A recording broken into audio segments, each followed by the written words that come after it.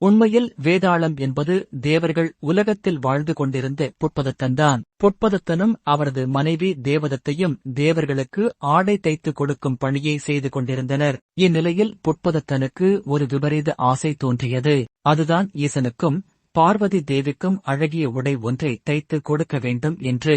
புட்பதத்தன் தான் நினைத்தது போலவே அழகிய ஆடைகளை தயாரித்து அதனை ஈசனுக்கு வழங்க கைலாயத்திற்கு சென்றான். அங்கு சென்று ஈசனை பார்த்த மகிழ்ச்சியில் வந்த வேலையை மறந்துவிட்டு ஈசனை வணங்கிய நேரத்தை கழித்துவிட்டான். ஈசனிடம் விடை பெற்றுக் கொண்டு அவன் திரும்பிய போது இருள் சூழ்ந்துவிட்டது. பிறகுதான் அவனுக்கு ஆடையை ஈசனுக்கும் பார்வதிக்கும் தராமல் வந்துவிட்டது ஞாபகம் வந்தது.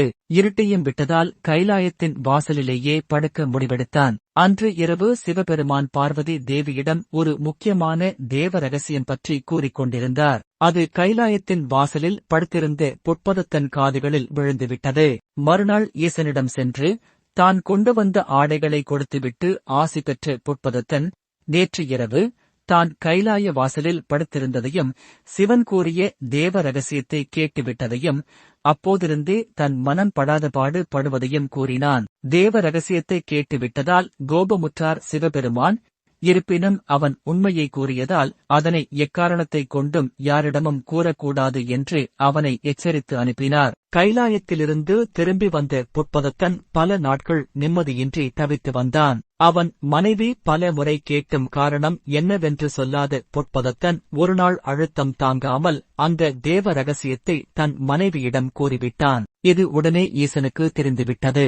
தன் பேச்சை மதிக்காத புட்பதத்தனை வேதாளமாக மாறி பூமியில் முருங்கை மரத்தில் தொங்கும்படியும் ரகசியத்தை காக்க முடியாத நீ இனி கேள்விகள் கேட்டுக்கொண்டே உன் வாழ்நாளை கழிப்பாய் என்றும் ரகசியத்தை கேட்ட தேவதத்தை வனத்தில் இரவு முழுவதும் வீணை வாசித்து மற்றவர் உறக்கத்தை கெடுத்துக் கொண்டே இருப்பாய் என்றும் சாபமளித்தார்.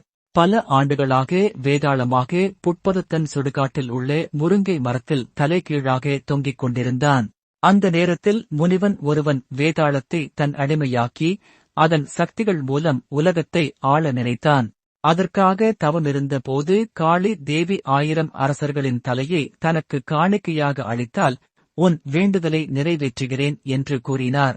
அந்த கொடூர முனிவனும் பல அரசர்களை ஏமாற்றி காளி கோவிலுக்கு அழைத்து வந்து அவர்களை பலி கொடுக்க தொடங்கினான்.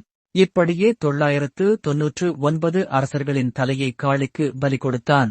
1000வது பலியாக விக்ரமாதித்தனை பலி கொடுக்க நினைத்த முனிவன் விக்ரமாதித்தனின் அரசவைக்கு சென்று காட்டுக்குள் ஒரு காளி கோவில் இருப்பதாகவும் அங்கு வேண்டினால் உங்கள் நாடு வளம் பெறும் எனவும் கூறினான். விக்ரமாதித்தனும் முனிவனின் பேச்சை நம்பி அவருடன் செல்ல சம்மதித்தான். முனிவனுடன் காளி கோவிலுக்கு சென்ற விக்ரமாதித்தன் அன்று இரவு அந்த கோவில் மண்டபத்தில் தங்க முடிவெடுத்தான். முனிவனும் பூஜை முடிந்தவுடன் விக்ரமாதித்தனை பலியிட முடிவெடுத்தான். அப்பொழுது தூரத்திலிருந்து கேட்ட மனதை மயக்கும் வீணை இசை அவனை ஈர்த்தது. இசை வந்த திசை நோக்கி நடந்தான்.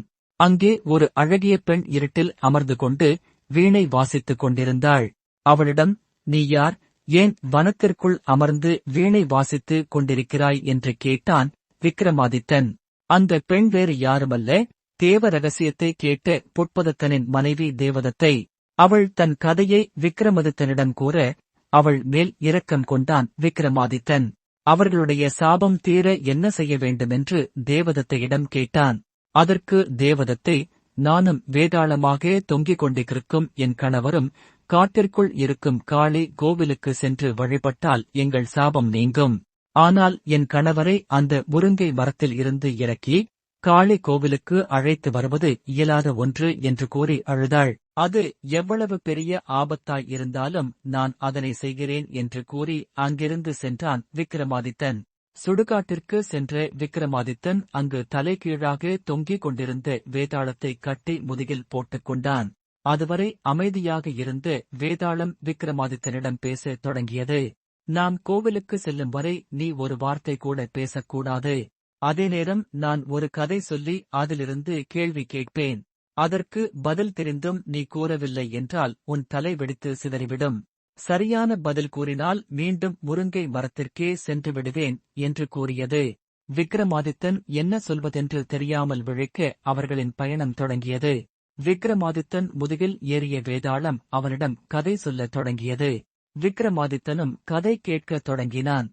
இறுதியாக வேதாளம் கதையிலிருந்து ஒரு கேள்வி கேட்டது. அதற்கான விடை விக்ரமாதித்தனுக்கு தெரிந்தே இருந்தது. பதில் கூறினால் வேதாளம் மீண்டும் முருங்கை மரத்திற்கே சென்றுவிடும். பதில் கூறவில்லை என்றால் தலை வெடித்து சிதறிவிடும். என்ன செய்யலாம் என்று யோசித்த விக்ரமாதித்தன் பதிலே கூறிவிடலாம் என்று வாய் திறந்து பதில் கூறிவிட்டான். தான் இட்ட நிபந்தனையை விக்ரமாதித்தன் மீறிவிட்டதால் மீண்டும் முருங்கை மரத்திற்கே சென்றது வேதாளம். இதேபோல 24 முறை கதை சொல்லி மீண்டும் முருங்கை மரத்திற்கே சென்றது வேதாளம். மீண்டும் வேதாளத்தை தன் முதுகில் ஏற்றிக்கொண்டு கோவிலுக்கு கிளம்பினான் விக்ரமாதித்தன். இம்முறையும் வேதாளம் கதை சொல்லத் தொடங்கியது. ஆனால் விக்ரமாதித்தன் வாயை திறந்து பேசவில்லை. கேள்விக்கு பதில் கூறுவது போலவே பாசாங்கு செய்து கொண்டு கோவில் வரை வந்துவிட்டான். விக்ரமாதித்தனையே கவனித்து வந்த வேதாளம் கோவில் வந்துவிட்டதை உணரவில்லை. சிவன் கூறியபடி கோவிலுக்கு புட்பதத்தனும் தேவதத்தையும் சேர்ந்து வந்ததால் அவர்களின் சாபம் நீங்கியது. சாபம் நீங்கிய புட்பதத்தன் விக்ரமாதித்தனுக்கு நன்றி கூறியதோடு முனிவனின் உண்மையான எண்ணத்தைப் பற்றியும் கூறினான்.